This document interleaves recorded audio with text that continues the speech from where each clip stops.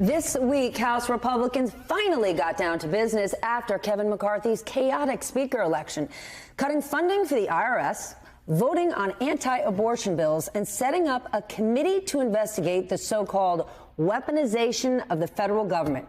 That's what they focused on. What didn't they focus on? What didn't we hear about? Inflation, immigration, crime, healthcare, education, the things voters actually care about. The things we care about. So our Friday nightcap is here to discuss them all. My friend and colleague, NBC News correspondent Rahima Ellis, New York Times bestselling author Kurt Andersen. He wrote Evil Geniuses, The Unmaking of America, A Recent History. Tim O'Brien, senior columnist for Bloomberg Opinion and MSNBC political analyst. And Touré, host at The Griot. His new book is a must-read, The Ivy League Counterfeiter. It is out right now. Welcome to you all. Tim, I turn to you first. Week one of the GOP controlling the House. How do you think it went? It's a bonfire, and it's not going to get any better. But I also don't think, of course, they're inept, and of course they have bad intentions, but they're doing exactly what they want to do, which is to defenestrate the federal government, to remove it as a constructive force in American life. And this has been going on for a decade. They'll follow that path any way they can. They'll either defund the government, they'll throw sand into the wheels of the normal functioning of the federal government, and they're getting there. And they're incredibly inept. They have sensationalized racism and bigotry. They have worn this sort of anti-institutionalism on their sleeves. But it's not just because they're juvenile delinquents, even though they are juvenile delinquents. It's because what they want to do is delegitimize the government. And there are so many things that the federal government does that is just process and structure in our daily lives that we all rely on it for. And I think what we're going to have to watch unfold now is this sort of savaging of the foundations of normative and important and rational processes that every American relies on. So that's what we're going to get for the next 2 years, Rahima, this destructive show? There are a lot of people who hope not, but the reality is reality bites. Here we are.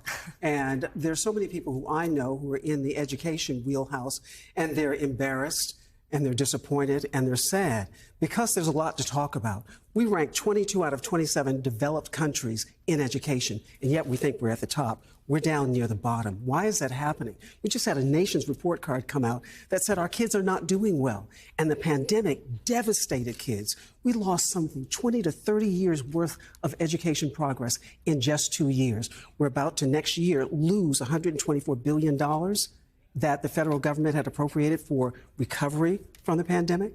It's going to be gone. But experts say we're going to need billions more and more years to bring our kids back up to where they need to be. And where are they? So just this one thing, we have in one city, one great city in America, children lost 50% in the fourth grade of math proficiency. And what does that mean? Only 3% of fourth graders in the great city of Detroit are proficient in math. And what was it before the pandemic? It was 6%. How are we going to be a great nation going forward if in one of the major cities of this country, the children are so ill prepared? But here's what people are talking about. Who lives in Detroit?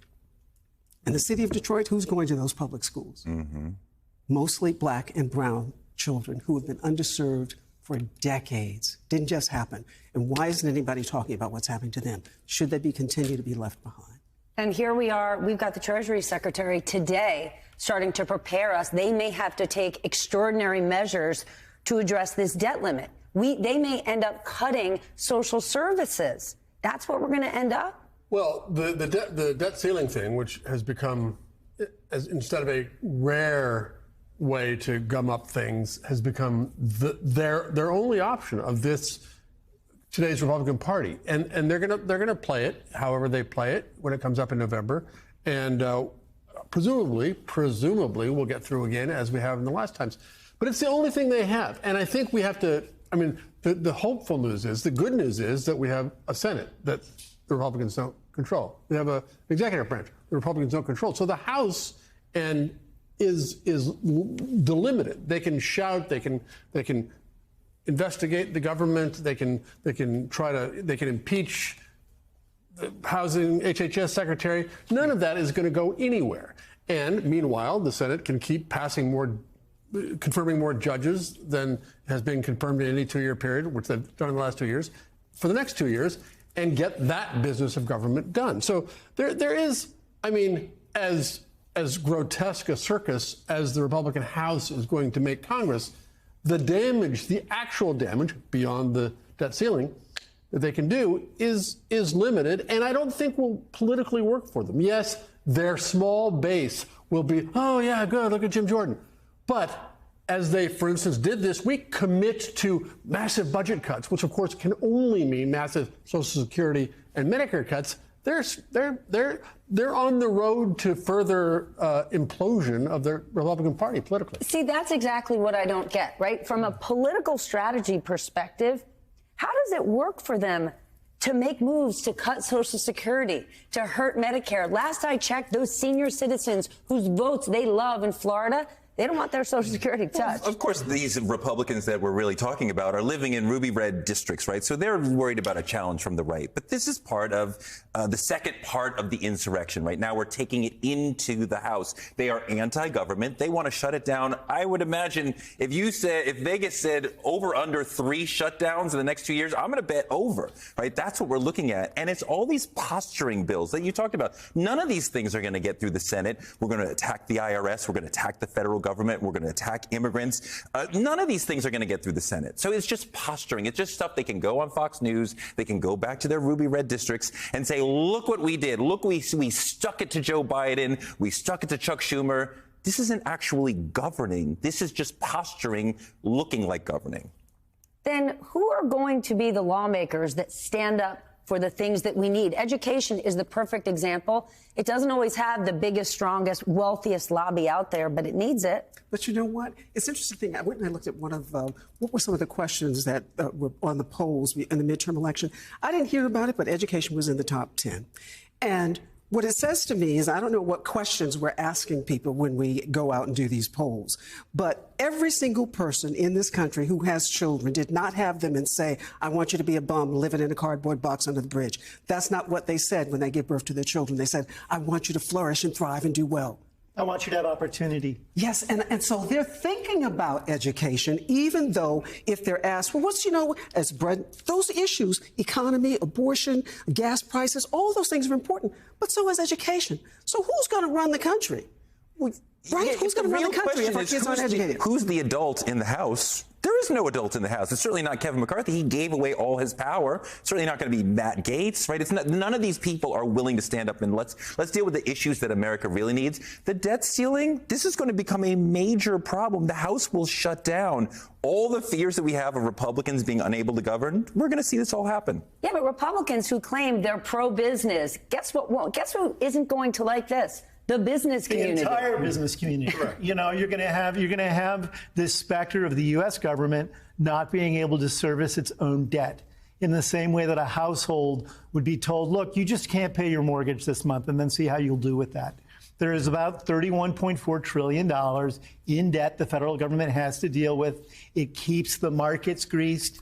It keeps the business of the government functioning. And these guys are playing with fire. And every time they've done this in recent years, it's created a cataclysm. They've had to back away from it. And that, I think, is, as Curtis pointed out, you know, once their clown rodeo starts really gunning up, they're going to have to deal with the consequences of that. You know, the first time. But if there's no adult in the room to pull them in, then they won't. Well, it'll have to be their voters. I mean, that was the last time. This happened twice when Obama was president. And each time it got up to the point where voters had to scream loudly enough that Republicans worried about what was happening back in their home districts. It'll have to get to that point. The first time it happened was during Eisenhower's administration. And it was this reaction against Eisenhower wanting to build the national highway system, which was a massively important infrastructure program that was good for the economy. And somehow that idea now that public spending is a public good has gotten chewed up in Republican fanaticism. Kurt, Republicans are very excited about the idea of investigating Joe Biden on a number of things, but most specifically, this classified documents issue. How will they make the argument, let's investigate Joe Biden, but not make the argument, let's investigate Donald Trump?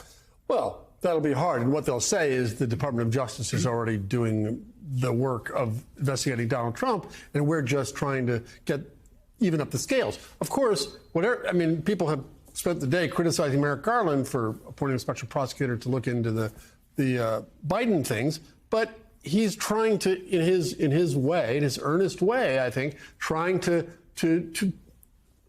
prevent the Republicans from going to town on just exactly that. So, I always had my doubts, frankly, about the political and public desire to prosecute Donald Trump over the documents, as obviously criminal as it was. And so this will, in a kind of optic political way, I think, make it even harder, if not at all, make it harder in a legal way. And that's what they'll do. But all this investigation stuff, it will have no consequence. Right. They will have no consequence on politics. It will have no consequence on policy. And you can say what you will about the January 5th committee, but it moved needles here and there, and provided evidence to the Department of Justice as well. So this will do nothing but rile up their base. It will not expand their margin or their electorate at all. And a quick reminder to our audience, though, one of the big differences, Donald Trump's documents, he said he was allowed to take them. They belonged to him. And then he said that he mentally declassified them without telling anyone. Those are two very clear differences. 13 boxes. Yes.